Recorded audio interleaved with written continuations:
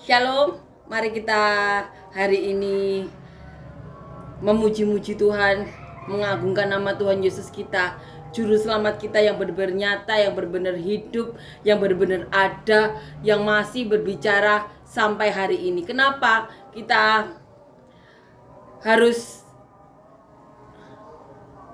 menceritakan mengenai Injil ini? Karena kita tahu jalan satu-satunya menuju Bapa, menuju surga hanya Tuhan Yesus. Hanya dengan mengasihi Tuhan Yesus, maka Bapa akan memberikan roh yang dari dirinya sendiri, keluar dari dirinya sendiri, Roh Kudus, roh kebenaran, roh penghibur itu kepada kita.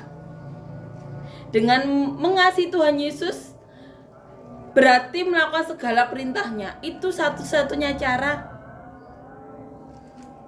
agar Roh Kudus tinggal dalam diri manusia. Mari kita ceritakan, mari kita saling mendukung. Mari kita kasih tahu ke setiap orang bahwa Tuhan Yesus itu adalah rahmat dan belas kasihan dari Allah untuk manusia. Amin ya. Amin. Kita percaya bukan suatu kebetulan bahwa kita bisa mengenal Kristus. Kita bisa membaca Injil ini karena Yesus katakan, orang-orang yang diberikan Bapa kepada Tuhan Yesus itu adalah orang-orang yang tidak bisa diambil oleh dunia. Berarti orang-orang yang dimana ada roh Allah tinggal, ada Roh Kudus, sehingga dunia tidak bisa mengambil kita dari Tuhan Yesus. Kita beritahu ke sebanyak orang yang bisa kita kasih tahu, agar orang tahu bahwa 2000 tahun yang lalu rahmat dan belas kasihan dari Bapa untuk manusia itu sudah datang, dan sampai hari ini masih berbicara, salah satunya kepada saya. Mari kita bersekutu, kita menguatkan agar Roh Kudus hadir di banyak orang, sehingga apa? Tuhan Yesus menyatakan lagi melalui Roh Kudus. Tuhan Yesus menyatakan dirinya kepada kita. Amin ya. Amin. Semakin banyak orang mendapat jamahan Roh Kudus, bahkan dapat mendengar suara Tuhan Yesus langsung, bukan luar biasa. Berarti semakin banyak orang dikuatkan. Orang-orang tersebut atau orang-orang yang ada Roh Kudus bisa menguatkan orang lain, bisa memberi jalan keluar, bisa memberi solusi. Kita bukan beban, tapi kita solusi seperti Tuhan Yesus. Amin ya. Amin. Manusia dikasih juru selamat dari Allah, dari Bapa, yaitu Tuhan Yesus. Tapi kita dikasih kehendak bebas, mau menerima atau tidak. Amin ya. Kita saling menguatkan, kita saling mendukung, agar banyak orang bisa mengenal Tuhan Yesus yang sebenarnya, jalan menuju Bapa tersebut. Amin ya. Karena dengan mengasihi Tuhan Yesus secara tulus, secara benar dari dalam hati, Roh Kudus menghinggapi kita dengan cara yang dicintai Tuhan Yesus.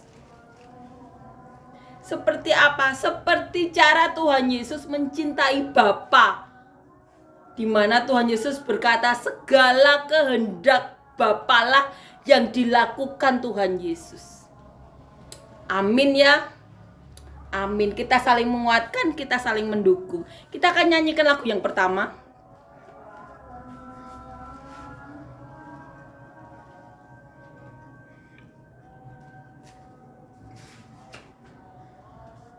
Tanda-tanda telah nyata, hujan akhir telah tiba. Allah sedang melawat umatnya. ladang telah menguning, siap untuk dituai. Banyak jiwa menanti uluran tangan kita. Tuailah, tuailah sekarang. Nyatakan kemuliaannya pada segala bangsa. Biar kuasanya dinyatakan berlimpah. Bangkitlah gereja Tuhan, pandang sekelilingmu. Generasi ini selamatkan ya Tuhan. Ini doaku. Amin ya. Puji Tuhan. Amin. Kita akan lanjutkan ya membaca dan merenungkan ayat firman Tuhan di kitab Injil Yohanes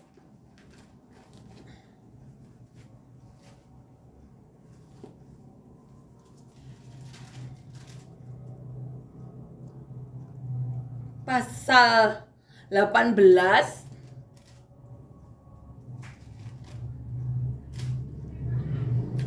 pasal 19 ayat 16b sampai 27. Judul perikop, Yesus disalibkan. Kita akan baca ya. Mereka menerima Yesus. Sambil memikul salibnya, ia pergi keluar ke tempat yang bernama tempat tengkorak. Dalam bahasa Ibrani, Golgota.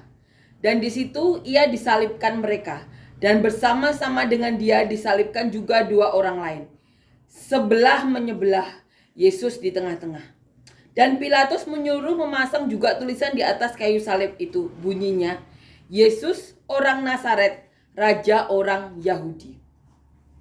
Banyak orang Yahudi yang membaca tulisan itu, sebab tempat di mana Yesus disalibkan letaknya dekat kota, dan kata-kata itu tertulis dalam bahasa Ibrani, bahasa Latin, dan bahasa Yunani. Maka kata imam-imam kepala orang Yahudi kepada Pilatus, "Jangan engkau menulis Raja orang Yahudi, tetapi bahwa ia mengatakan, Aku adalah Raja orang Yahudi." Jawab Pilatus, "Apa yang kutulis tetap tertulis." Sesudah prajurit-prajurit itu menyalibkan Yesus, mereka mengambil pakaiannya, lalu membaginya menjadi 4 bagian untuk tiap-tiap prajurit 1 bagian. Dan jubahnya juga mereka ambil. Jubah itu tidak berjahit dari atas ke bawah, hanya 1 tenunan saja. Karena itu mereka berkata seorang kepada yang lain, "Janganlah kita membaginya menjadi beberapa potong, tetapi baiklah kita membuang undi untuk menentukan siapa yang mendapatkannya. Demikianlah hendaknya supaya genaplah yang ada tertulis dalam kitab suci. Mereka membagi-bagi pakaianku di antara mereka, dan mereka juga membuang undi atas jubahku." Hal itu telah dilakukan prajurit-prajurit itu. Dan dekat salib Yesus berdiri ibunya dan saudara ibunya Maria, istri Kleopas dan Maria Magdalena. Ketika Yesus melihat ibunya dan murid yang dikasihinya di sampingnya, berkatalah ia kepada ibunya, "Ibu, inilah anakmu." Kemudian katanya kepada muridnya, "Inilah ibumu." Dan sejak saat itu, murid itu menerima dia di dalam rumahnya. Suatu peristiwa di mana Tuhan Yesus disalib. Ini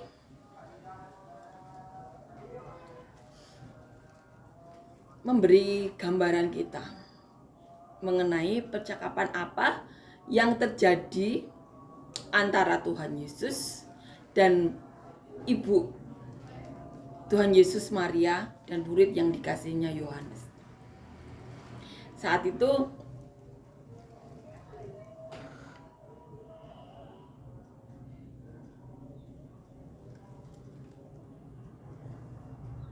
dekat salib Yesus ya mereka, para ibu-ibu dan juga murid yang dikasihinya. Kita akan merenungkan untuk bisa memberikan gambaran mengenai apa saja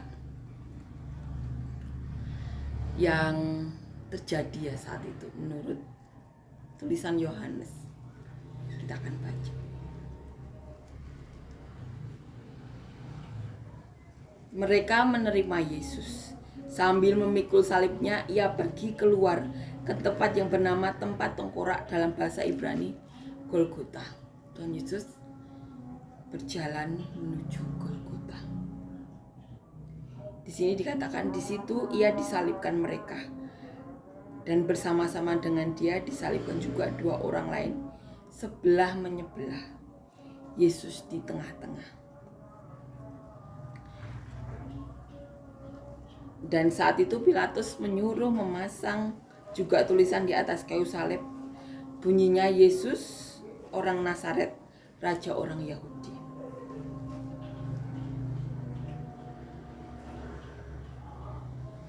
Di sini ditulis juga, banyak orang Yahudi yang membaca tulisan itu, sebab tempat di mana Yesus disalibkan letaknya dekat kota, dan kata-kata itu tertulis dalam bahasa Ibrani, bahasa Latin, dan bahasa Yunani.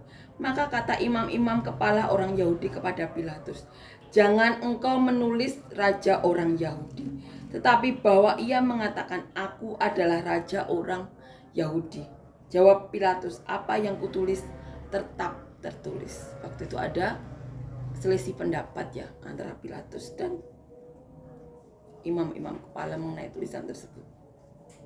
Di sini ditulis juga, sesudah prajurit-prajurit itu menyalibkan Yesus, mereka mengambil pakaiannya, lalu membaginya menjadi 4 bagian, untuk tiap-tiap prajurit 1 bagian. Dan jubahnya juga mereka ambil. Jubah itu tidak berjahit, dari atas ke bawah hanya 1 tenunan saja. Menceritakan mengenai yang dipakai Tuhan Yesus ya. Karena itu mereka berkata seorang kepada yang lain, janganlah kita membaginya menjadi beberapa potong, tetapi baiklah kita membuang undi untuk menentukan siapa yang mendapatnya. Demikianlah hendaknya supaya genaplah yang ada tertulis dalam kitab suci. Mereka membagi-bagi pakaianku di antara mereka, dan mereka membuang undi atas jubahku. Hal itu telah dilakukan prajurit-prajurit itu. Kita akan baca ya, di mana ayat itu tertulis.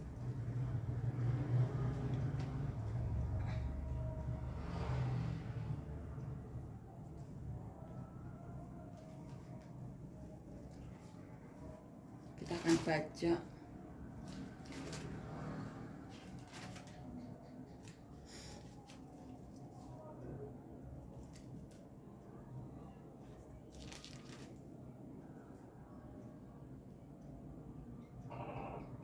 Di sini ditulis di Mazmur ya. Mazmur pasal 22 ayat 19. Di sini ditulis, mereka membagi-bagi pakaianku di antara mereka, dan mereka membuang undi atas jubahku. Telah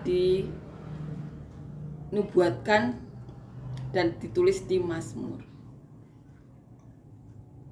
Kita akan lanjutkan ya. Dan dekat salib Yesus berdiri ibunya dan saudaranya Maria, istri Kleopas dan Maria Magdalena. Ketika Yesus melihat ibunya dan muridnya yang dikasihinya di sampingnya, berkatalah ia kepada ibunya, ibu, inilah anakmu. Kemudian katanya kepada muridnya, inilah ibumu. Dan sejak saat itu murid itu menerima dia di dalam rumahnya. Jadi waktu itu, waktu Tuhan Yesus disalib, ada beberapa wanita, berapa ibu-ibu yang berada di dekat Tuhan Yesus, yang memang mereka selama ini seringnya mengikuti Tuhan Yesus. Di sini ditulis,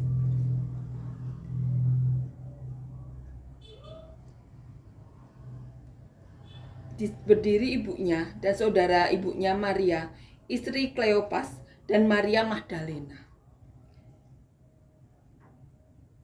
Dan kemudian ditulis juga, dan murid yang dikasihinya.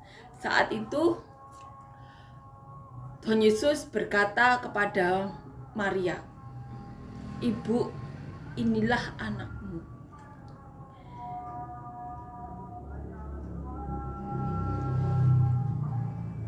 Tuhan Yesus berkata kepada Maria, "Yohanes adalah anak dari Maria." Kemudian Tuhan Yesus juga berkata kepada Yohanes, "Inilah ibumu." Dan di sini ditulis, dan sejak saat itu murid itu menerima dia di dalam rumahnya. Tuhan Yesus menitipkan ibunya kepada Yohanes, murid yang paling dikasihinya. Tuhan Yesus menguatkan Maria dengan mengatakan, "Inilah anakku." Tuhan Yesus menitipkan Maria kepada murid kesayangannya. Amin ya. Suatu peristiwa di mana juru selamat kita harus mengalami apa yang sudah dinubuatkan sejak zaman perjanjian lama. Tuhan Yesus memang harus mengalami itu. Segala siksaan, segala ludahan, segala hal-hal yang tidak layak diterima Tuhan Yesus telah dijalani Tuhan Yesus. Tapi puji Tuhan, kita tahu akhirnya Tuhan Yesus kita sudah bangkit. Tuhan Yesus kita sudah menemui banyak orang.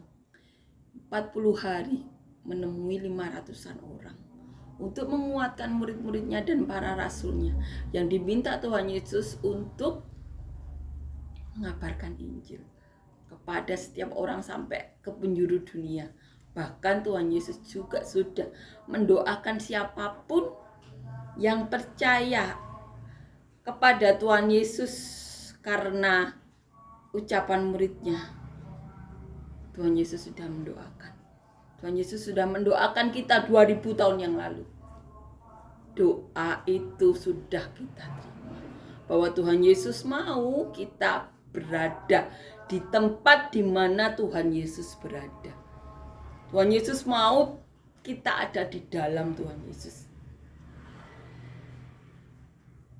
Dan Tuhan Yesus di dalam kita. Kita ingat-ingat itu.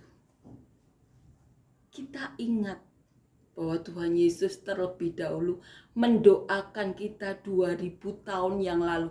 Siapapun yang mendengar dan percaya Tuhan Yesus, dikarenakan murid-murid atau siapapun ya yang memberitakan mengenai Tuhan Yesus, Tuhan Yesus sudah terlebih dahulu mendoakan kita. Doa juru selamat pemilik dunia ini, jalan satu-satunya ke Bapa, sudah kita terima bahkan sejak 2000 tahun yang lalu. Puji Tuhan ya. Kita saling menguatkan, kita saling mendukung. Agar apa? Agar dunia tidak menghakimi kita. Agar kita bisa menjadi anak-anak terang. Kita tidak menjauh dari Tuhan Yesus karena penghakiman dunia. Tapi kita tahu karena kita berdosa. Dan yang satu-satunya bisa menguduskan kita hanya Tuhan Yesus. Maka mendekatlah kepada Tuhan Yesus. Mendekatlah kepada juru selamat kita. Jangan biarkan dunia menghakimi kita. Amin ya, karena dunia mau kita menjauh dari Tuhan Yesus dengan segala penghakiman.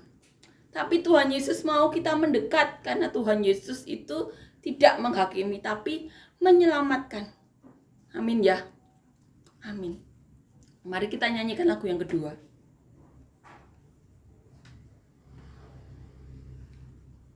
Sujud di hadapan tahtamu, rendahkan diri untuk menyembahmu. Ingatkan segala pengorbananmu, lembutkan hatiku. Dengan apa kan ku balas Tuhan untuk semua yang telah Kau berikan? Hanya dengan sebadan pujian, agungkan namamu. Yesus, Masia, Yesuslah Tuhan. Yesus, Masia, Yesuslah Tuhan. Amin ya, puji Tuhan. Amin.